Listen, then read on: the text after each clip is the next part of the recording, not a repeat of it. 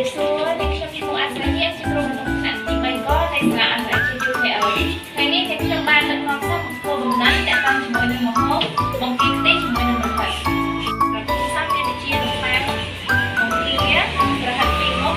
គ្រឿងបុកម្សៅស៊ុបកាពិស្ករសម្ទេសឆ្អើរចិញ្ច្រាំខ្ទិះដើមនិងខ្ទិះចុង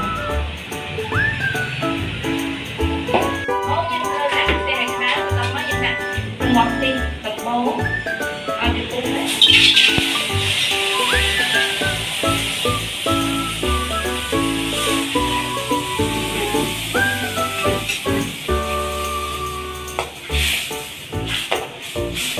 ចាំបន្ទាប់ពីយើងនឹងមកទីឲ្យឡើងទីល្អហើយយើងចាប់ផ្ដើមដាក់ម្ទេសឆ្អើរចូលកូរជាមួយនឹងទីដូងដែលយើងបង្អស់ឲ្យសព្វទៅហើយវាដើម្បីចេញពណ៌ល្អចាំបន្ទាប់ពីយើងកូរ